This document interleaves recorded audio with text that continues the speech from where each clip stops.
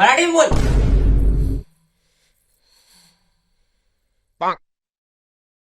तो कहते चाहिए अभी अच्छा होगा।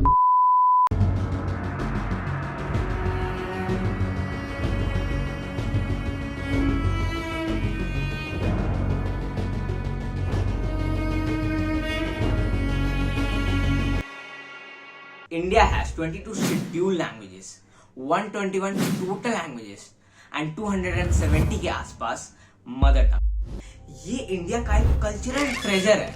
Still people are fighting over it and recent times में ये बहुत ज्यादा फिजिकल भी हो गया है। अब लैंग्वेज को लेकर इतना बड़ा मसला मच रहा है, तो let us understand the language war.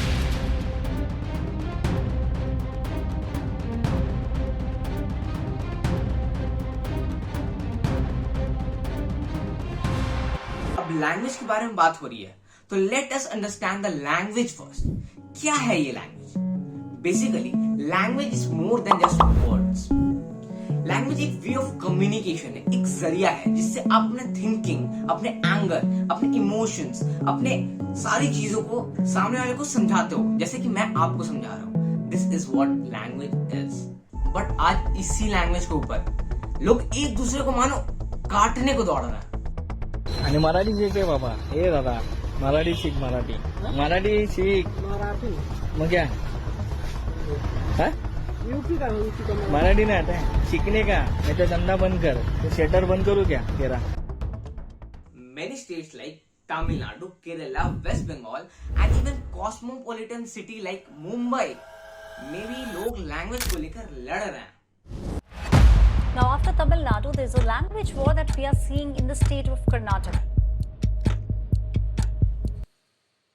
Language war कुछ नया नहीं है इंडिया में। इंडिपेंडेंस के बाद काफी सारी डिबेट्स हुई थी लैंग्वेज के ऊपर। फिर ऑफिशियली 14 सितंबर 1949 में आर्टिकल 343 के तहत हिंदी को एज ऑफिशियल लैंग्वेज डेजिग्नेट कर दिया गया। But this was not actual problem.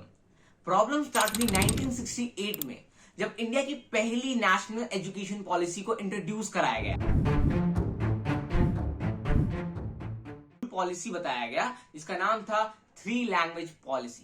According to 3 language rule, every state in India has to teach Hindi, English and a native language. Southern states like Kerala and Tamil Nadu never accepted this 3 language policy and accused government for imposing Hindi on them. एक सवाल तो आपके मन में भी आ रहा होगा that northern belt की जो स्टेट्स है, उनकी जो लैंग्वेजेस है वो इतनी सिमिलर क्यों है? लगभग सेम ही है सब, एंड सदर्न बेल्ट एकदम ही डिफरेंट। ऐसा क्यों?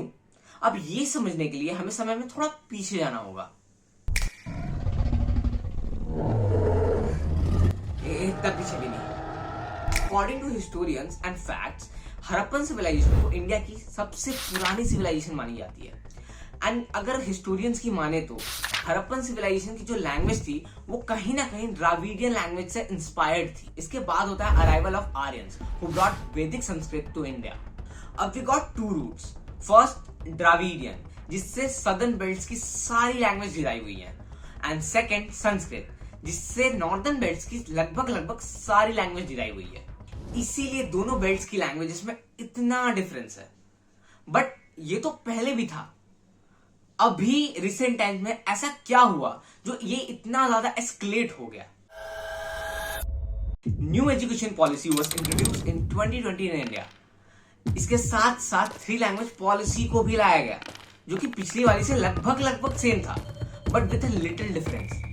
इस बार it was more flexible. Basically schools had to teach 2 languages, जो कि इंडिया की नेटिव लैंग्वेजेस होनी चाहिए थी, and 1 any foreign language.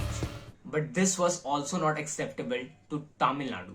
M.K. Stalin, the Chief Minister of Tamil Nadu, denied to accept 3 language policy.